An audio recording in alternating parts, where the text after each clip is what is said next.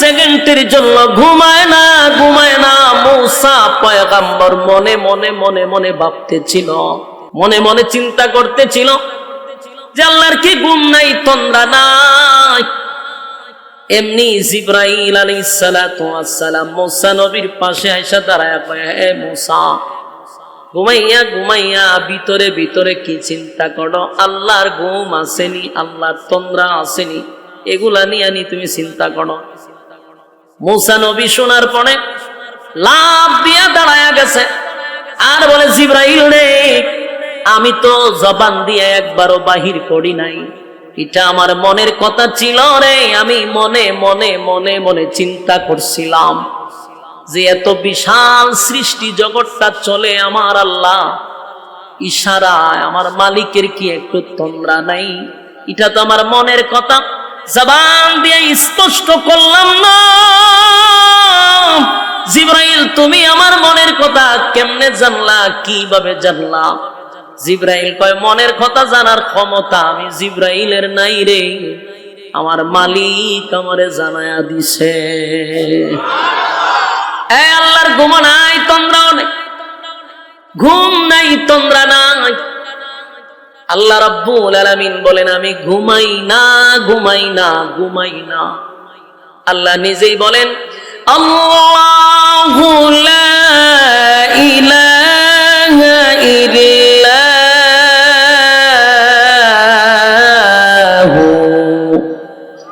আল হাইয়ুল কাইয়্যুম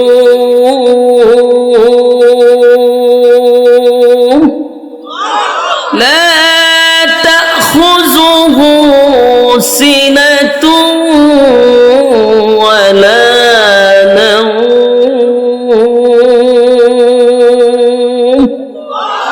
আল্লাহ বলেন, আমার ঘুম নাই, তন্দ্রা নাই, লা তাখুযুহু সিনাতুন ওয়ালা নাওম। আল্লাহর ঘুম নাই, মালিকের কোনো তন্দ্রাও নাই। হ্যাঁ, আল্লাহ যদি ঘুমায়া যায়, বলুন, আল্লাহ যদি ঘুমায়া যায়, একটা সময় যদি আল্লাহ বিশ্রামে যায়, তাহলে আসমান কি আসমান থাকবে, জমিন কি জমিন থাকবে? তাহলে বন্দারে তো পারতো না, কে শুনবে রে, কে শুনবে? মানুষ কত না মুসিবতে আছে, হসপিটালে মানুষ বিভিন্ন রোগে আক্রান্ত হইয়া, কারো মাথা নাই, কারো পা নাই, কারো হাত নাই। দেখবেন হসপিটালের বেডে শুইয়া শুইয়া রোগীরা আল্লাহ আল্লাহ বলে চিৎকার দিতেছে, মুসিবতে পড়ে চিৎকার দিতেছে। প্রেগনেন্ট মা বোনের আল্লাহ বলে চিৎকার দিতেছে। কেউ মুসিবতে পড়ে গেছে, সেও আল্লাহরে ডাকতেছে। চতুর্দিক দিয়ে আল্লাহরে ডাকে। মালিক যদি ঘুমায়, তাদের আবদারটা কে রক্ষা করবে? কথা হয় না। আল্লাহ ঘুমায় না, কেন ঘুমায় না, কেন ঘুমায় না? বান্দা যদি ঘুমায়, আর তুই যদি মুসিবতে পইরা আমারে ডাক দে, আর আমি যদি ঘুমে থাকি, কে রে তোর সমস্যার সমাধান করবে? আমি ঘুমাই না। মাঝে মধ্যে আমাদেরও চিন্তা হতে পারে, 7টা আসমান, 7টা জমিন, সূর্য চন্দ্র গ্রহ নক্ষত্র, পাহাড় পর্বত সাগর নদী নালা, খাল বিল কীট পতঙ্গ, আল্লাহর কুল কায়নাত, এই সৃষ্টি জগৎ আমার আল্লাহ পরিচালনা করে। একবারের জন্য কি আমার মালিকের ক্লান্ত লাগে না? আমার মালিকের কি একটু বিশ্রামের প্রয়োজন হয় না? এমন মনে মনে মনে মনে আমরাও কিন্তু ভাবি, ঠিক নেই? ঠিক তেমনি ভাবে মুসা আলাইহিস সালাতু ওয়াস সালাম একদিন এইভাবে ভাবতেছিল, মুখ দিয়া না, মনে মনে, মুখ দিয়া প্রকাশ করে নাই, মনে মনে মনে মনে ভাবতেছিল। মুসা নবী আসমানের দিকে তাকাইয়া, এক দৃষ্টিতে তাকায়া তাকায়া ভিতরে ভিতরে চিন্তা করে, আমার মালিকের ইশারায় সব চলে, সব চলে আমার মালিকের ইশারায়। সেই মালিক কি একটা সেকেন্ডের জন্য ঘুমায় না গো? আমার মালিক কি একটা সেকেন্ডের জন্য ঘুমায় না, ঘুমায় না। মূসা পয়গম্বর মনে মনে মনে মনে ভাবতেছিল, মনে মনে চিন্তা করতেছিল যে আল্লাহর কি ঘুম নাই, তন্দ্রা নাই। এমনি জিবরাইল আলাইহিস সালাতু ওয়াস সালাম মূসা নবীর পাশে আয়েশা দাঁড়ায় কয়, হে মূসা, ঘুমাইয়া ঘুমাইয়া ভিতরে ভিতরে কি চিন্তা করো? আল্লাহর ঘুম আসেনি, আল্লাহর তন্দ্রা আসেনি, এগুলা নিয়ে তুমি চিন্তা করো। মূসা নবী শোনার পরে লাফ দিয়া দাঁড়ায়া গেছে আর বলে, জিবরাইল রে, আমি তো জবান দিয়ে একবারও বাহির করি নাই, এটা আমার মনের কথা ছিল রে। আমি মনে মনে মনে মনে চিন্তা করছিলাম যে এত বিশাল সৃষ্টি জগৎটা চলে আমার আল্লাহ ইশারায়, আমার মালিকের কি একটু তন্দ্রা নাই? এটা তো আমার মনের কথা, জবান দিয়ে স্পষ্ট করলাম না। জিবরাইল, তুমি আমার মনের কথা কেমনে জানলা, কিভাবে জানলা? জিবরাইল কয়, মনের কথা জানার ক্ষমতা আমি জিবরাইলের নাই রে, আমার মালিক আমারে জানায়া দিছে। বলুন, আমরা যদি মনে মনে কোন চিন্তা করি সেটা আল্লাহ জানে? কথা দিয়ে আসতে, আল্লাহ যদি জানে মনে করেন, তাহলে এখানে বসে আপনি কোন চিন্তা ফিকির করতেছেন সেটাও কি আল্লাহ জানে? আরো জোরে। এই জন্য মনে মনে যদি কোনো খারাপ চিন্তা করেন সেটাও আল্লাহ জানে, যদি মনে মনে কোনো ভালো চিন্তা করেন সেটাও মালিক জানে। মালিকের কাছ থেকে কোনো জিনিস কি গোপন থাকে? কথা কয় না, কোন জিনিস গোপন থাকে না, সব প্রকাশ হয়ে যায়। মূসা নবী মনে মনে ভাবছিল যে আল্লাহর ঘুম আসেনি, তন্দ্রা আসেনি। জিবরাইল কয়, মূসা রে, মনের খবর আমার আল্লাহ জানে।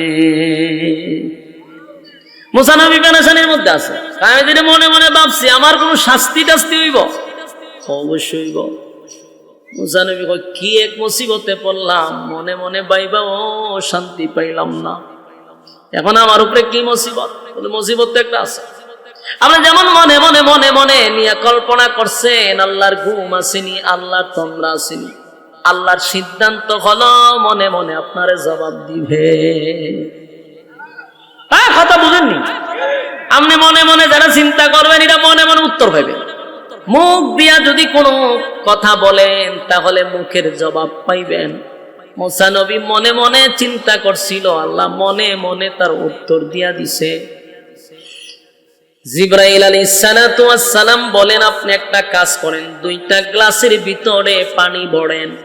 পানি ভরছে তো গ্লাস 2টা হাতের তালুতে লইয়া দাঁড়ায়া থাকেন। মূসা নবী দাঁড়ায় আছে। মূসা নবী জিগায়, জিবরাইল রে, কতক্ষণ আমারে দাঁড় করায়া রাখবি? ওইটা তো জানি না। মূসা নবী তো একটু রাগিলা ছিল, মেজাজ গরম। আজরাইল সটকনা দিছে। কথা বলে না, মূসা নবী আজরাইল সটকনা দিয়া চোখ ফালাই দিছে। এর নাম হলো মূসা পয়গম্বর।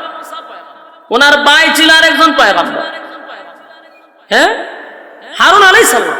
ওনারা সুলো দইরা দারিদ্র টাইনা সটকাইলিছে যে এমন রাগ। মূসা নবী একজনের সর মাইরা মাইরা ফলাইছে, আজরাইলে তো চোখ ফলাইছে, আরেকজনে একটা চোট ফলাইছে, জায়গা মেরে যা। ওনার শক্তিও ছিল আর রাগও ছিল বেশি। মারছে তো এটা অন্যায় না, আপনারা তো খুন করছে, মানে উনি তো চোট ফলাইছে মরবার লাগে না, শাসন করবার লাগে চোট ফলাইছে মরে যা। মূসা নবীর হাতে শক্তি আছে না? না, একজন নবীর শরীরে কয়েক হাজার পালোয়ানের শক্তি থাকতো। সুবহানাল্লাহ, আসেনি? থাকলে কইবে কয়েক হাজার পালোয়ানের শক্তি একজন পয়গম্বরের শরীরে থাকতো। শটকনা যদি একটা পালোয়ানে আপনারা দেন, বাঁচবেন না। মানে 1000 পালোয়ানে যদি শটকনা মারে, মরিতে যাবে, মরে গেছে একসরে। ফেরাউনের 3 বছরের সময়, যখন মূসা নবীর বয়স 3, তখন শটকনা দিছিল। ফেরাউন না কুলো লইছেন, সুমা দিত মূসা নবীর। খুব সুন্দর লাগে, চেহারা তো একবারে খারাপ না, নবীর চেহারা, তাও কুলে লয় না। ওই আসিয়া কইছে, তুমি যে কুলো টুলো লও না, মানছে কবিটারে ভালো কাঞ্চি, তাইলে কিন্তু শরম পাইবা। মাঝে মধ্যে একটু কুলো টুলো লও, তাইলে মানছে বুঝবো যে এটা তোমার ছেলে। ফেরাউন না কুলো লয় না, কারণ এই মূসা নবী যেন দুনিয়াতে না আসে, 90,000 নবজাতক শিশু জবাই কইরা নীল নদের পানি লাল করে দিছে। নাউজুবিল্লাহ, কিতে বাড়িতে হবে কয়া যা।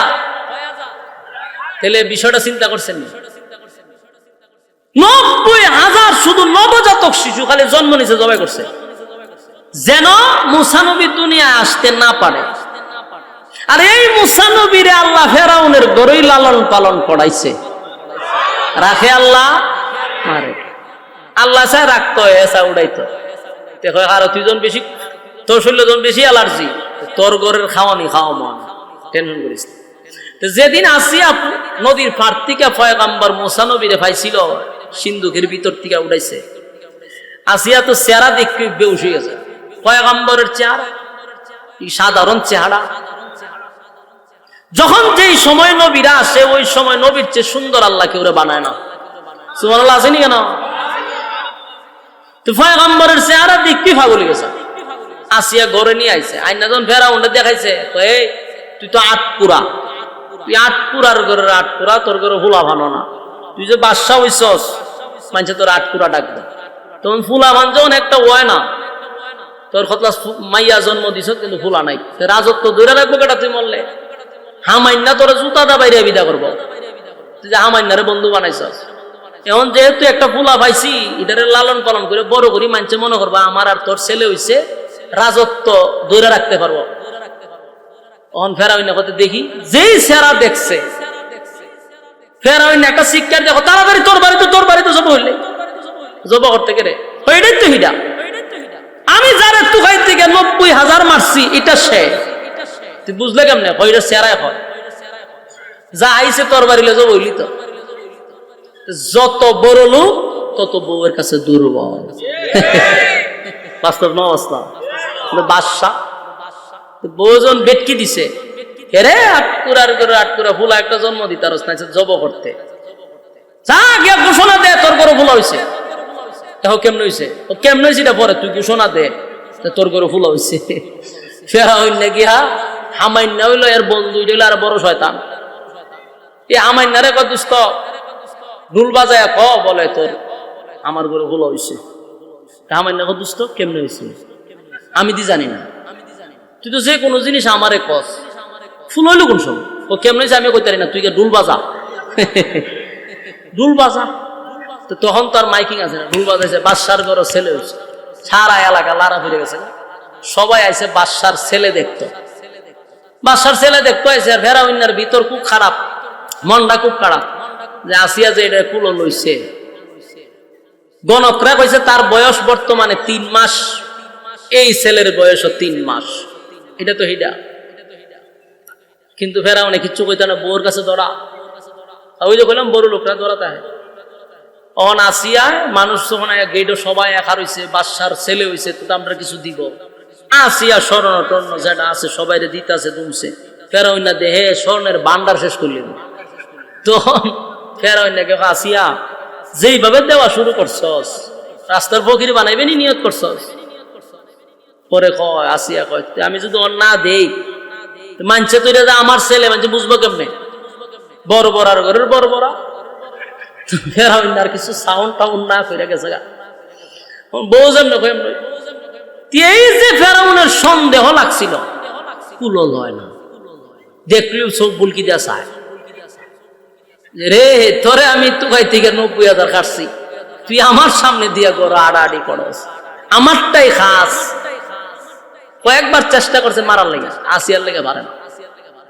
3 বছর হয়ে গেছে, হে দাঁড়ে দশ হয় না, কুলো লয়। 3 বছর পরে ফেরাউন্নারে আসিয়া খুব দম খাইছে, ওই যে আটকুড়া তোর যে ফুলাপুরি হয় না, তো এমনি না, তোর তো মায়া দয়া কম।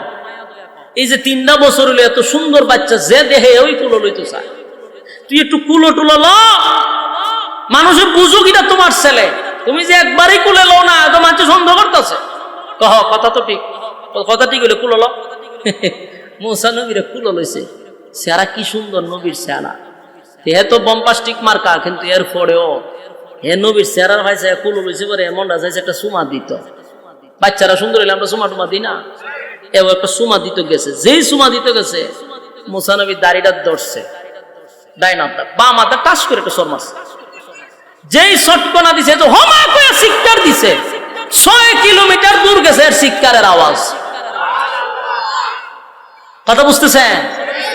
এক শটকনা ওই 6 কিলোমিটার দূর গেছে আমার না রাজপথ যাইরা দূরে এখন দুস্ত কি হইছে চিল্লা চিল্লি শুনে কি হইছে চিল্লি মারছত করে এখন কি কইব যে আমার হুলা আমার সর মারছে হনা কিচ্ছু না বিলায়া কামন মারছে আর কিতা কইব মনটা খুব খারাপ যে এত ছোট বাচ্চা এর শটকনা আমি দিনে তারা দেখছি গেছে আসিয়ার কাছে গিয়া কয় আজকের অনুষ্ঠানের পরে এরা আমি জবাই করি কারণ কিতা যে শটকনা আমারে দিছে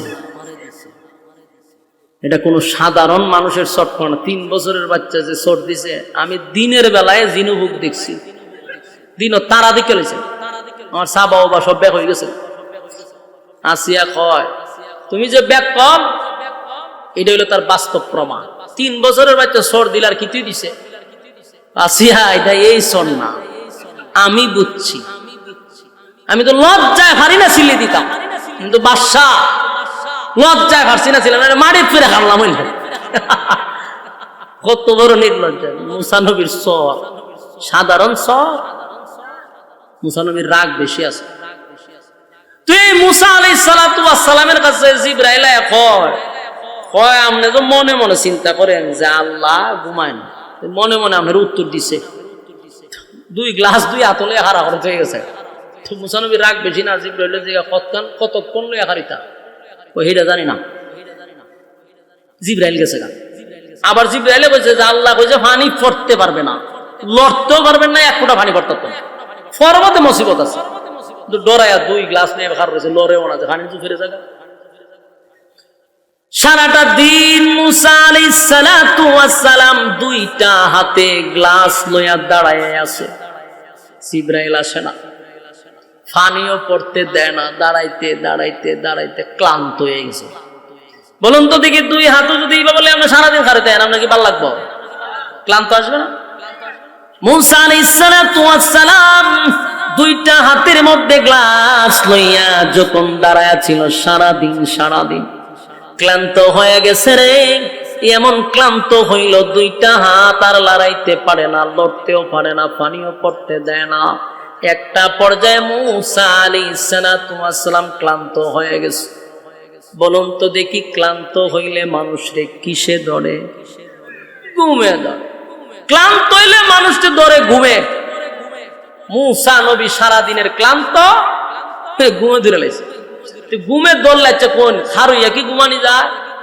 কথা কই না দি খারুইয়া ঘুমানি যায় খারুইয়া ঘুমের বাবে ধরে কিন্তু ঘুম ডাইরেক্ট ঘুমানো যায় না বাপ ধরে ঘুমের এখান রয়েছে ঘুমের বাপ ধরছে যেই এমনি দিছে গ্লাস 2টা ঘুরে গেছে ফইরা গ্লাসও ভাঙছে পানিও করছে এমনিতে জিবরাইল এখারুইয়া হাজির জিবরাইল এখন মুসা পয়গম্বর গ্লাস তো ভাঙার কথা ছিল না গ্লাস ভাঙছেন কেন মুসা নবী কয় মেজাজটা এমনি গরম সারাদিন ধরে দাঁড়াই রয়েছি তুমি আইছো না গ্লাসও ভাঙছে তুমি আইছো গ্লাসকে আমি ইচ্ছা করে ভাঙছি হয়তো কেমনে ভাঙছো আমার ঘুমে ধরছো আমার শরীর ক্লান্ত ঘুমের বাম আসার কারণে আমি হাতের নিয়ন্ত্রণ আমার কাছে ছিল না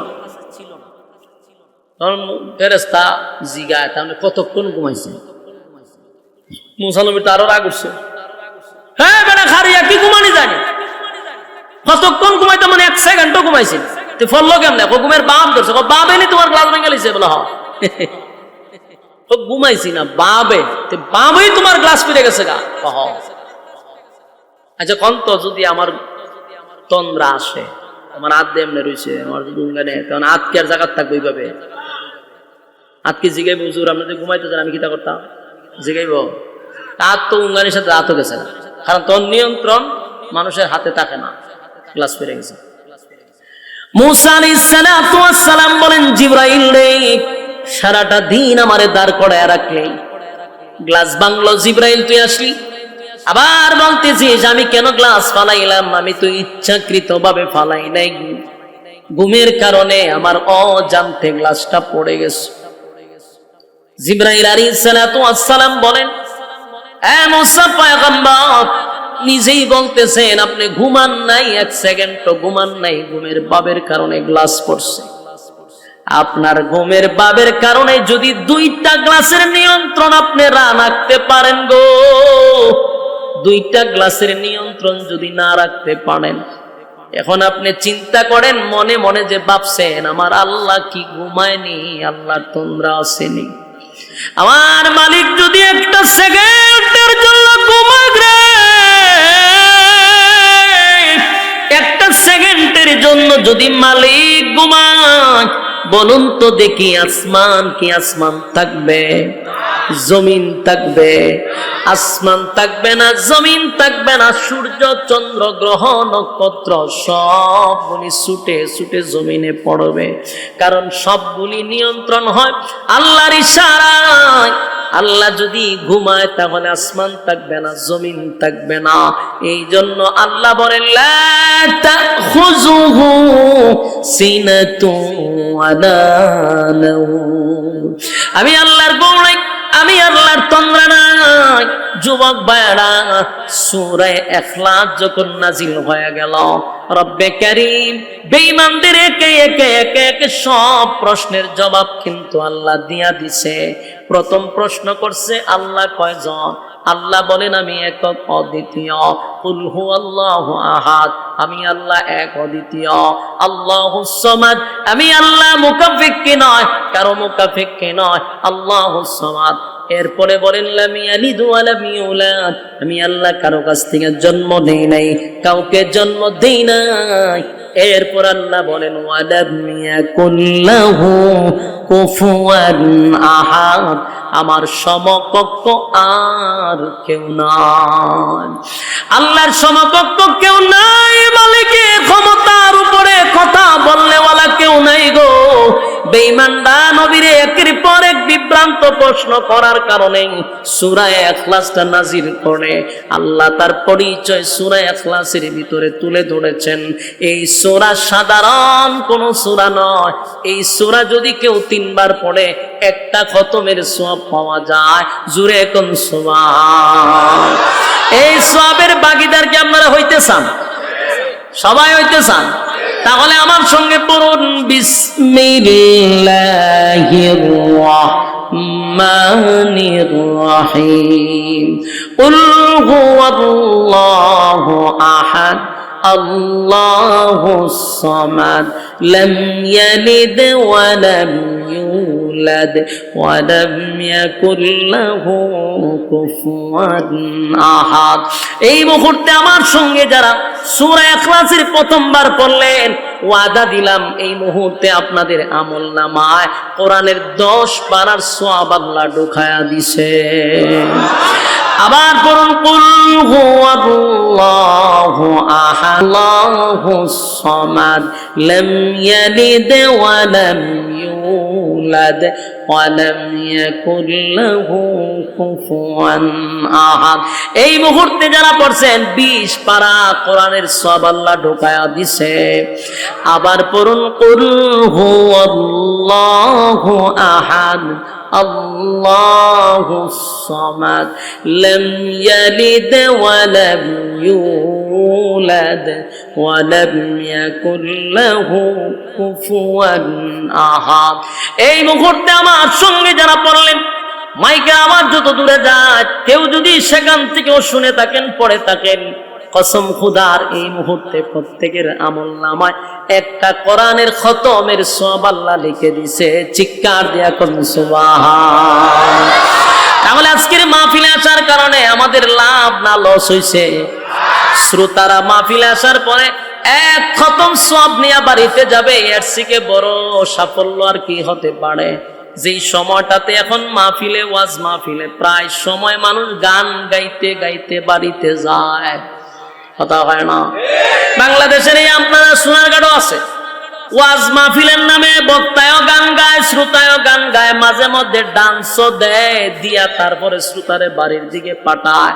শ্রোতা গান আর ডান্স শুনতে শুনতে এরপরে বাড়ি যায়। বলুন তো দেখি 4 পয়সার কমিটির ফায়দা হয়েছে না শ্রোতার ফায়দা হয়েছে?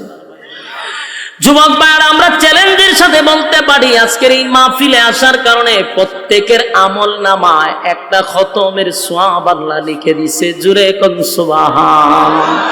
সূরা ইখলাস এত দামি সূরা, এত দামি সূরা যদি কেউ বেশি বেশি বেশি বেশি সূরা ইখলাস পড়ে, আল্লাহ নবী বলেন তার সম্মান আর মর্যাদা আল্লাহ বাড়ায়া দেয়। বাজারে যাইতেছিলাম, অনর্থক কথা না বলে মনে মনে যদি পড়তে থাকি, কুল হুয়াল্লাহ সূরা যদি পড়তে থাকি, প্রতিদিন যদি পড়তে থাকি, প্রতিদিন যদি পড়তে থাকি, আল্লাহর নবী বলেন প্রতিদিন যারা কমপক্ষে 10 বার পড়বে, আল্লাহর নবী বলেন জান্নাতে তার জন্য একটা বাড়ি বানায়া দেওয়া হবে। দিলের কান লাগায় শুনেন, সূরা ইখলাস এত দামি সূরা, যদি কেউ বেশি মহব্বত নিয়ে পড়তে থাকে, আল্লাহ বলেন বান্দাটারে আমিও মহব্বত করি, আমিও মহব্বত করি। এত সম্মান আর মর্যাদা সূরা ইখলাস যত পড়বেন, আল্লাহ ইজ্জত আর সম্মান সমাজে বাড়ায়া দিবে, আপনার সম্মান বাড়ায়া দিবে।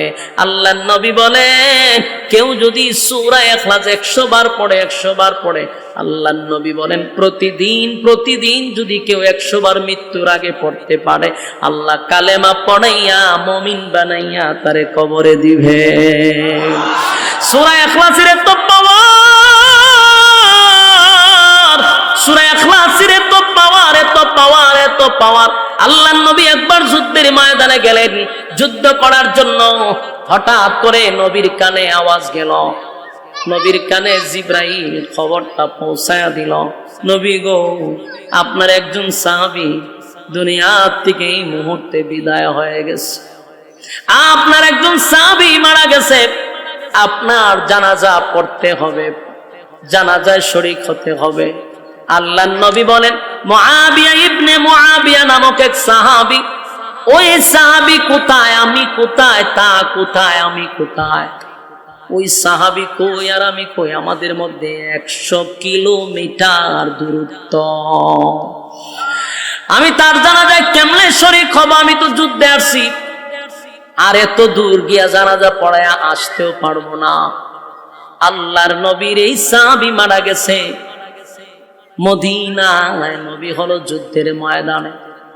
এবার জিবরাইল বলে নবী গো